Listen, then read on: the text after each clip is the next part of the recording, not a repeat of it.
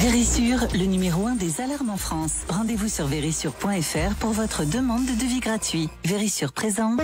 Sud Radio, le numérique pour tous, Vanessa Pérez. Bonjour et bienvenue dans ce nouveau numéro du numérique pour tous. Aujourd'hui, alors qu'on est en pleine crise énergétique, on va se demander si le numérique est bien écologique.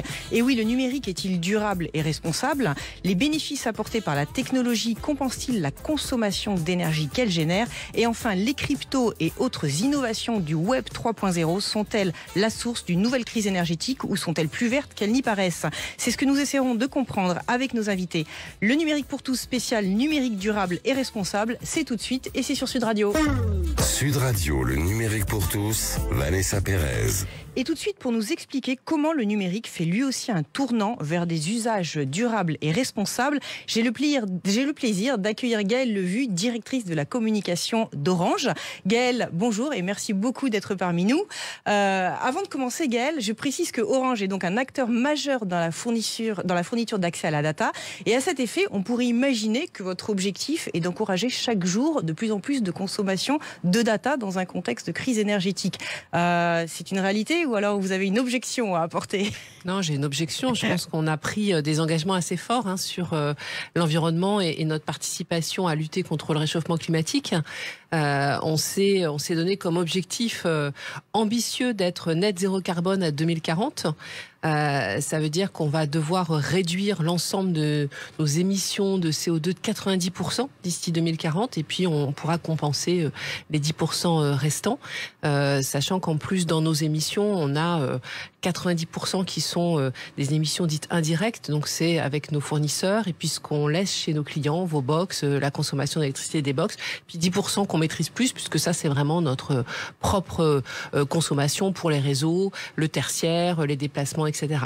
Donc non, on est vraiment sur la balle et on va tout faire pour réduire ces émissions de CO2 et ça va évidemment avoir un impact aussi vis-à-vis de nos clients, vis-à-vis du pacte qu'on peut passer avec eux sur leur consommation. Alors justement par rapport à vos utilisateurs, un opérateur comme le vôtre, quels sont les engagements que vous prenez et comment vous les accompagnez au quotidien pour avoir une consommation durable et responsable? Alors un exemple très concret sur le numérique, on a les études, alors après selon les études, mais globalement on dit que c'est à peu près 4% des émissions de CO2 sur la planète et la partie vraiment purement telco, opérateur, c'est 0,5%. Voilà, à peu près pour vous figer un peu les grands chiffres. Contre, je crois que tout ce qui est transport, ça doit être 25%, l'industrie c'est à peu près 45%, ouais. Donc c'est 4% par rapport à ces autres grands secteurs.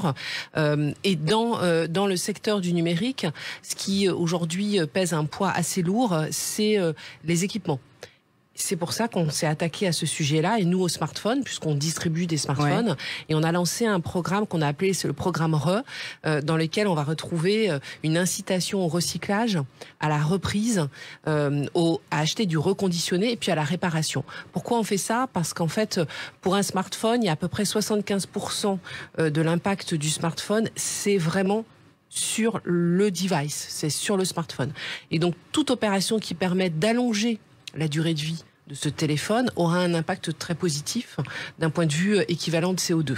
Donc concrètement, on va dans une boutique Orange, pour ne pas la citer, avec son ancien smartphone. Comment ça se passe Alors on va avec son ancien smartphone. En fonction de, on va dire, l'ancienneté du téléphone, il y a aujourd'hui un barème. Donc soit on peut vous le reprendre, un peu comme les voitures en fait. Ça fait des dizaines d'années qu'on travaille sur des Argus, sur la reprise de voitures. On a la même chose sur les smartphones. Donc on vous le reprend en moyenne en fonction là. Je crois c'est à peu près autour de 100 euros en moyenne, la reprise. Et donc, soit on vous le reprend et ça vous permet de vous rééquiper, soit si votre téléphone n'a plus vraiment de valeur, on va le recycler. Et ça a une valeur parce que les téléphones recyclés, nous, on a un partenariat avec Emmaüs International et les ateliers du bocage, ça fait de l'emploi solidaire. Et ces téléphones sont eux-mêmes recyclés derrière. Donc ça, c'est vraiment sur tout ce qui est mécanisme de reprise et de recyclage. Et puis ensuite, on vous incite à acheter des téléphones reconditionnés Aujourd'hui, Orange, on a lancé par exemple il y a, je crois, 3 semaines à peine, une nouvelle chaîne de recyclage et de reconditionner en France avec un partenaire qui s'appelle Cordon, à côté de Bordeaux, où là, on est vraiment au cycle court.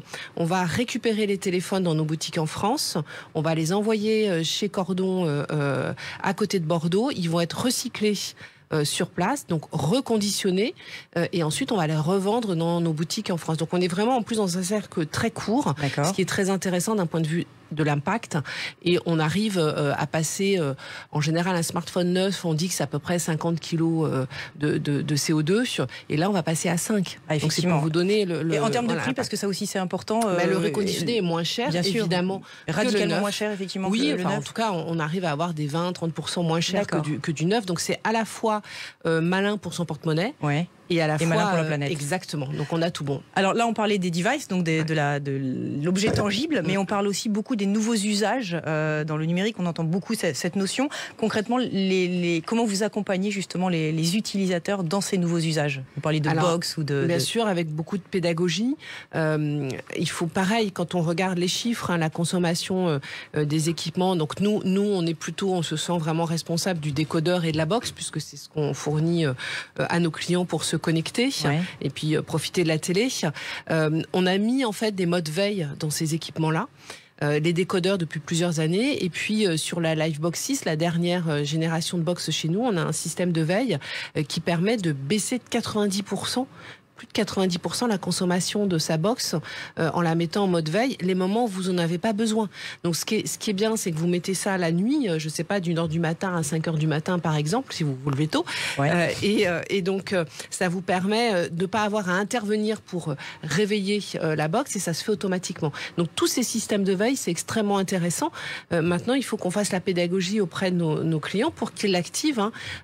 Pour le moment, on est un peu en dessous de ce qu'on espérait en taux d'activation, donc on va refaire mais une vraie économie à la fin du mois quand on regarde sa facture de consommation. C'est pareil, un autre tips sur ces sujets-là, de passer en Wi-Fi à la maison. Le réseau fixe, en particulier la fibre, consomme beaucoup moins que le réseau mobile. Et donc, c'est intéressant quand on est chez soi de basculer automatiquement en Wi-Fi plutôt de continuer d'être en 4G ou en 5G, par exemple. On écoute vos précieux conseils. On donne pas mal de petits conseils comme ça. Alors après, il y a autre chose qui contribue, on va dire, à la pollution. Ce sont les bâtiments en termes d'émissions de gaz à effet de serre et les serveurs. Alors là, les serveurs, c'était un gros sujet. J'imagine que vous en avez et que c'est significatif. Donc ça fait l'objet d'une analyse précise. Vous avez opéré des choses pour alléger un peu la consommation? Les data centers, on regarde ça de très très près. Ce qu'on a fait, on est un peu au milieu là de la transition. On a construit 3 nouveaux serveurs nouvelle génération avec une performance énergétique de plus de 30% plus performante que ce qu'on avait avant. Et on est en train de migrer la vingtaine de data centers qui existaient d'anciennes générations. On les migre vers ces nouveaux serveurs. On est quasiment à la moitié du chemin. On a encore un peu de travail pour les quelques années à venir, mais on est en train d'accélérer là-dessus, effectivement, et ça permet d'avoir des performances énergétiques bien plus intéressantes avec des systèmes, ce qu'on appelle du free cooling. On va utiliser l'air différemment pour refroidir, par exemple, les pièces. Oui, parce que c'est pas le serveur en soi qui est le plus consommateur. Tout ce qu'il y a autour, tous les fluides et les... Exactement. Donc là-dessus, il y a beaucoup d'innovations qui sont réalisées et ça permet d'avoir vraiment, de noter une différence. Et puis ce qu'on fait aussi, c'est qu'on a signé ce qu'on appelle des PPA en jargon. C'est des contrats directement avec des partenaires qui nous proposent de l'énergie renouvelable comme du solaire ou de l'éolien. Et on est en train de finaliser pour que l'ensemble de nos serveurs soient 100% alimentés par de l'énergie renouvelable. Voilà, donc on va avoir un équilibre intéressant sur tous ces sujets de data center. Effectivement. Alors, venons-en un peu au territoire. On parle aussi beaucoup de territoires intelligents, de villes durables. Vous êtes très impliqué sur les territoires. Dans quelle mesure toutes les données que vous arrivez à récupérer, que ce soit par intelligence artificielle, vous permettent justement d'insuffler ce cercle vertueux dans les territoires pour les rendre plus durables? Alors ça fait pareil, ça fait plusieurs années qu'on travaille sur ce sujet. On a une offre qui s'appelle Fluvision, par exemple, qu'on a beaucoup commercialisée auprès des collectivités locales, qui permet, avec des datas anonymisées, je le dis, donc on flique absolument personne, hein, c'est absolument pas ramené à la personne, mais ça permet de voir les flux avec les téléphones qui s'allument, qui s'éteignent, qui se déplacent. Et donc typiquement pour une ville qui souhaite par exemple optimiser tous les transports en commun, le ramassage des poubelles aussi, il y a des systèmes d'objets connectés qui permettent de voir si les poubelles sont pleines, pas pleines, etc. Et donc on va optimiser tout ça, et c'est extrêmement intéressant parce que ça va éviter des kilomètres et des kilomètres par les bennes à ordures, par des bus qui sont vides, etc. Donc toutes ces données, si elles sont anonymisées et bien mises en forme pour des acteurs autour de la ville intelligente, autour de l'agriculture, voilà, dans tous ces secteurs-là, on voit bien les bénéfices qu'on peut en tirer. Alors, vous considérez, peut-être à juste titre, qu'on peut compenser la consommation de data par les bénéfices qu'elles vont induire et qu'on va arriver à cette neutralité où il y a encore pas mal de travail pour faire changer les mentalités? Alors oui, on a assez peu d'études sur le sujet. Moi, j'en connais deux. Une de Carbon Trust qui avait été réalisée il y a quelques années pour la GSMA, qui est l'ensemble un peu des grands opérateurs autour de la téléphonie mobile, qui disait que pour 1 tonne de CO2 émise par le numérique, ça permettait d'en économiser 10 dans le reste de l'industrie. Nous, on a réalisé une autre étude sur la 5G, et pour voir les externalités positives de la 5G. Et ce qu'on a vu, c'est qu'on était plutôt sur un facteur, je crois, autour de 1 pour 6 d'économiser. Donc on voit, on va prendre entre la fourchette entre 5 et 10. Donc on voit que le bénéfice, il est vraiment positif. Maintenant, c'est à nous de faire attention, effectivement, de comment tout ça va évoluer. Et puis, c'est pas parce qu'on a un bénéfice de 1 à 10 qu'il faut pas continuer à faire des efforts sur le 1, sur la tonne qu'on va émettre côté numérique. Donc on est bien sur le sujet, évidemment. Donc on peut conclure en disant que vous pouvez concilier impact et performance économique. Ça va dans le bon sens, ça va dans le sens de l'histoire. Oui, bien sûr. Oui. Oui. Et le numérique et l'innovation, si c'est bien utilisé, et on en a besoin en fait, face au réchauffement climatique. Pour moi, on a besoin de ces solutions-là pour accélérer évidemment tout l'impact qu'on peut avoir au niveau de la société, quoi. Merci Gaëlle de nous avoir partagé cet optimisme. Je rappelle que vous êtes directrice de la communication du groupe Orange.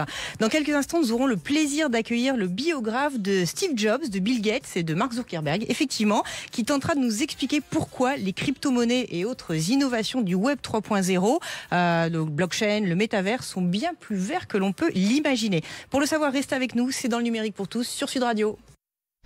Vérissure, le numéro 1 des alarmes en France. Rendez-vous sur vérissure.fr pour votre demande de devis gratuit. Vérissure présente. Sud Radio, le numérique pour tous, Vanessa Pérez. Et aujourd'hui, dans le numérique pour tous, on plonge dans le numérique durable et responsable. Et pour en parler, j'ai le plaisir d'accueillir Daniel Ishbia. Daniel, bonjour. Vous êtes, comme je le disais, l'auteur des biographies des plus grands industriels de la data. Je pense à Steve Jobs, Bill Gates et Mark Zuckerberg. Et en tant que journaliste, vous êtes spécialisé dans les jeux vidéo, les crypto-monnaies et le Web 3.0. Pas mal de choses qui consomment, à mon avis, pas mal de data. Mais bon, on va en parler. Daniel, de votre point de vue, toutes ces innovations du métavers, en passant par la crypto et Web 3.0, c'est encore plus de CO2 parce que plus de data, ou alors vous seriez plus tempéré que cela?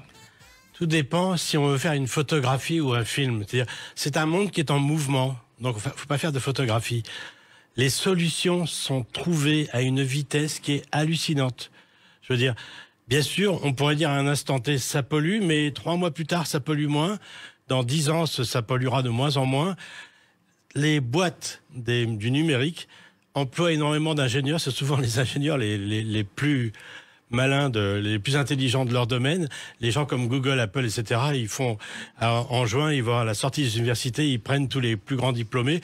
Donc ce sont des gens comme vous et moi qui sont préoccupés par le réchauffement climatique, mais qui sont également des grands solutionneurs de problèmes. Donc les boîtes comme Google, Apple, etc. Savoir par exemple, comme le disait ma collègue d'Orange, Gaëlle, c'est Yael ou Yael ? Gaëlle. Oui.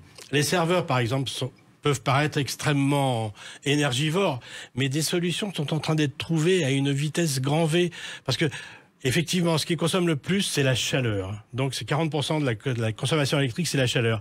Mais il y a énormément de solutions qui sont trouvées pour faire des serveurs beaucoup plus petits et beaucoup plus, compacts et qui gèrent l'énergie énormément mieux. Par exemple, il y a une boîte qui s'appelle Zela qui est en train de faire ça.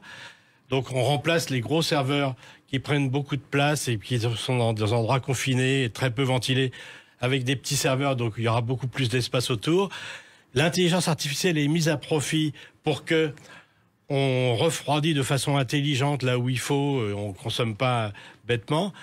Et que si une unité centrale, un ordinateur n'est pas utilisé à un moment donné, on peut même le désactiver. Donc des solutions sont en train d'être trouvées dans tous les sens. Alors j'ai envie de vous demander, on parle beaucoup des GAFA qui sont les gros opérateurs. Est-ce que ce sont des modèles d'exemplarité justement sur la manière de traiter la data? Est-ce que les GAFA seraient plus écologiques qu'ils n'y paraissent? Ils cherchent à l'être. En tout cas, par exemple, Google. Peut-être plusieurs personnes qui utilisaient Google il y a quelques mois ont remarqué Google neutre en carbone depuis 2007. Il y a des gens qui ont dit oui, c'est bien beau, c'est de la compensation. Bon, d'ici en 2030, Google nous garantit qu'il sera totalement vert parce qu'ils utiliseront de plus en plus effectivement de serveurs qui sont écologiques. Savoir qu'il y a même un label maintenant qui peut être mis, un label qui est mis par une boîte qui s'appelle Naber pour les serveurs écologiques qui utilisent des énergies renouvelables. Google promet que d'ici 2030, il sera totalement, pas seulement en compensation, mais vert. Microsoft nous dit que même en 2030, ils seront négatifs en consommation de CO2. Voilà. Apple est aussi un exemple à suivre. Apple, c'est un très bon exemple parce que un peu avant 2010 ou vers 2010, il y a un classement de Greenpeace qui notait les producteurs de téléphones et d'ordinateurs. Apple était en bas du classement. Ces boîtes-là ont envie d'être populaires, comme vous et moi.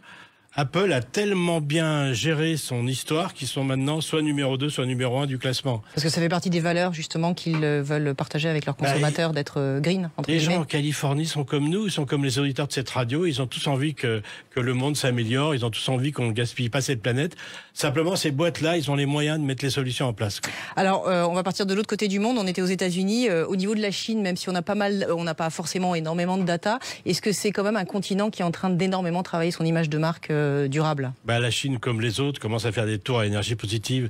Bon, on a très peu de chiffres. Par exemple, dans le classement Greenpeace, ils déplorent que pour Huawei, les gens comme ça, Oppo, Xiaomi, ils ont très peu de chiffres, donc ils ont beaucoup de mal à les classer. On n'a pas la transparence qu'il peut y avoir avec des boîtes comme Apple, Google et Microsoft. D'accord, ok, mais quand même ça va dans le bon sens, c'est ce que je voulais dire. Ok.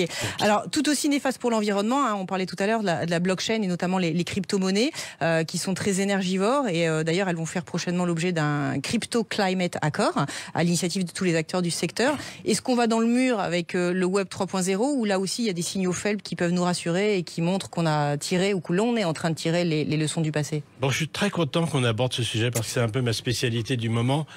Le Bitcoin, par exemple.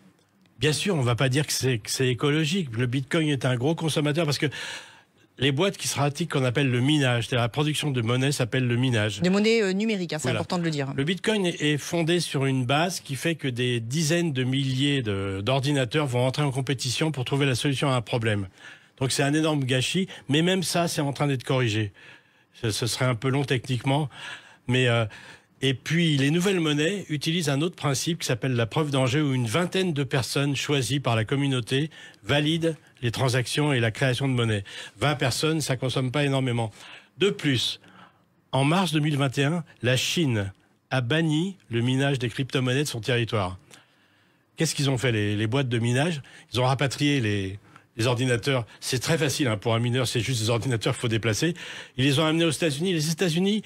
Il y a beaucoup d'États, on ne croirait pas, comme le Texas, qui sont en train d'accomplir une véritable révolution écologique. Et par exemple, la boîte leader pour le minage, donc production de monnaie aux États-Unis, qui s'appelle Foundry, pratiquement 70% maintenant, elle utilise de l'énergie verte. C'est un mouvement qui est en cours. Il y a un Français qui s'appelle Sébastien Gouspillou qui dirige Big Block Data Center et qui fait énormément de minage. Donc lui, la solution qu'il a trouvée, c'est de racheter les surplus électriques des boîtes comme EDF. Concrètement, oui, comment ça se passe? Savoir qu'une boîte comme EDF ou General Electric aux États-Unis, ceux qui produisent l'électricité en produisent, nous l'espérons, beaucoup plus que nos besoins. Pour que, s'il y a des pics, on puisse donner de l'électricité à tout le monde. On se retrouve en fin d'année avec d'énormes quantités d'électricité qui est inemployée. Les boîtes de minage, donc comme Big Block Data Center, le rachètent à 10%, c'est de l'argent qui serait perdu, Cyrano, et utilisent cette énergie à bas coût pour produire de l'électricité. Il faut savoir aussi que c'est un monde qui est en grand mouvement, où il y a énormément de petits génies dans tous les sens. Je prends un exemple. Les torchères à gaz, c'est quelque chose qui est extrêmement polluant. Concrètement, juste pour nos auditeurs? Grosso modo, c'est quand on extrait le gaz naturel, il y a un gaz qui sort qui est extrêmement polluant. Eh ben, il y a 2 étudiants au Texas qui ont trouvé comment détourner ce gaz polluant qui sort et en faire de l'énergie pour alimenter les ordinateurs du ménage. C'est juste parce qu'on a affaire à un monde de petits génies. Bien sûr, je vous dis, c'est pas le paradis, mais il y a des problèmes et on les corrige au fur et à mesure. Faut savoir aussi qu'il y a beaucoup de monnaies. Je prends Cardano, qui ont des actions écologiques majeures. Récemment, en début d'année, Cardano, qui est une des crypto-monnaies, a demandé aux gens de donner 15 unités la monnaie s'appelle ADA chez Cardano, ça peut paraître bizarre. Et donc, pour planter 1 million d'arbres, en un mois, il y a eu des donateurs. Et donc, il y a énormément d'initiatives. C'est des gens comme vous et moi, enfin, pour répéter, qui veulent vraiment améliorer les choses. Mais vous avez l'impression que c'est pour se donner bonne conscience parce qu'ils savent que de l'autre côté, ils sont en train de détruire, ou alors ce sont vraiment des innovateurs qui ont des vraies idées dont le monde entier pourrait s'inspirer? Alors, il y a peut-être un peu des deux, mais en tout cas, les innovateurs, ces gens-là, je veux dire, les gens qui développent des crypto-monnaies sont vraiment parmi les génies de cette planète. Et ces gens-là peuvent mettre leur génie au service de l'écologie aussi, parce qu'ils sont préoccupés comme les autres. Donc vous avez le sentiment en fait que tous ces nouveaux acteurs émergents ont la possibilité de résoudre les problèmes avant même qu'ils n'apparaissent. Ils pensent la solution au moment de la conception? Je dirais pas qu'ils les résolvent avant même qu'ils n'apparaissent, mais ils les résolvent au fur et à mesure. Mais il faut aussi garder les choses dans leur contexte. Prenons un email. Un email, on considère que c'est consommateur. Mais avant que j'envoie un email, imaginons que j'ai une tante, je sais pas, qui se trouverait, je sais pas moi, à Buenos Aires. Eh ben, qu'est-ce que ça consommait de lui envoyer une lettre? Je vous le demande. Ben, ça consommait probablement autant qu'un email aujourd'hui. D'accord. Donc je considère que la lettre devait prendre l'avion, etc., être transportée par camion. Donc, bien sûr que c'est pas le paradis, mais il faut comparer les choses. Bien sûr que c'est pas. Et puis, ce sont des secteurs où on solutionne énormément les problèmes. Donc vous êtes assez optimiste, en fait, vous dites comme en introduction, on est plutôt sur un film où il vaut mieux se projeter dans une durée que regarder à un instant T, où là on risque de se faire peur. C'est un peu ça? Je ne pense pas qu'on peut se permettre d'être optimiste sur un problème comme le réchauffement climatique, mais responsable, oui. Très bien. C'est vrai que c'est grave, on ne va pas se voiler la face, quoi. Si on en vient au métavers aussi, et ces innovations, aujourd'hui, il n'est pas encore totalement à un stade de maturité où il a déployé toute sa potentialité. Donc là aussi, on va en consommer encore plus de data. Il y a des réflexions qui sont menées aujourd'hui pour réfléchir à un usage qui soit plus raisonné? Le métaverse, bien sûr, ça va être des serveurs, mais bon, on l'a vu au début, il y a une révolution qui est en train de s'accomplir au niveau des serveurs. Ça va être la même technologie que les crypto-monnaies. Des révolutions sont en train d'être accomplies au niveau de la validation des transactions. Et ce sera la même technologie qui sera utilisée pour les métaverses. Enfin, ce serait un peu compliqué peut-être pour les auditeurs. En deux mots, rapidement. En 2 mots, tous ces systèmes de validation de ce que l'on fait sont en train d'être optimisés. Et beaucoup de ces boîtes-là se trouvent en Californie, et la Californie, c'est un État qui est extrêmement préoccupé. Donc ces gens-là se lèvent le matin, ils pensent écologie du matin au soir, enfin très souvent. Merci beaucoup Daniel. La question de la fin, Gaël, est-ce que vous pensez qu'on peut conserver nos modes de vie, ou alors tout ça va se faire très naturellement, sans grand chambardement, et on va d'ici quelques années en fait adopter une nouvelle posture qui fait qu'on va aller dans le même sens? Moi, je pense qu'il va falloir qu'on s'adapte un peu quand même, comme on vient de le dire. Le sujet du climat, c'est un sujet grave, profond, et on va probablement pas pouvoir continuer exactement de la même façon que nos modes de vie d'aujourd'hui. Après, ça ne veut pas dire qu'on va s'enfermer dans une grotte et qu'on va plus rien faire. Je pense qu'entre les deux, il y a largement de quoi trouver une voie dans laquelle on continue le progrès social, on continue d'avoir des innovations qui vont nous permettre de mieux soigner, de mieux vivre, de mieux manger, etc. Évidemment. Et donc, il va falloir effectivement trouver cet équilibre. On voit bien, depuis le Covid, nos modes de vie ont déjà changé avec le télétravail, avec un certain nombre de changements dans nos quotidiens. Le vélo qui se développe, etc. Donc ça a déjà démarré. Il faudrait juste que ça aille probablement beaucoup plus vite, vu les années qu'on a devant nous, quoi. Pour conclure, c'est le rôle des industriels, le rôle de l'État? Oui, en tout cas, moi, c'est le rôle de la société au global. Je pense que personne n'est exempt de se poser des questions et d'essayer de voir comment il peut contribuer à son niveau. Donc évidemment, les pouvoirs publics et les politiques publiques, les collectivités locales, les entreprises, les associations, les citoyens. Enfin, je pense que c'est à tous les niveaux. Merci beaucoup Gaël pour votre œil éclairé sur cette vision prospective. Le numérique pour tous, c'est fini pour aujourd'hui. Je vous souhaite une excellente semaine et on se retrouve comme d'habitude sur vos réseaux favoris et en podcast. À très bientôt. Avec Vérissure, le numéro 1 des alarmes en France. Rendez-vous sur vérissure.fr pour votre demande de devis gratuit.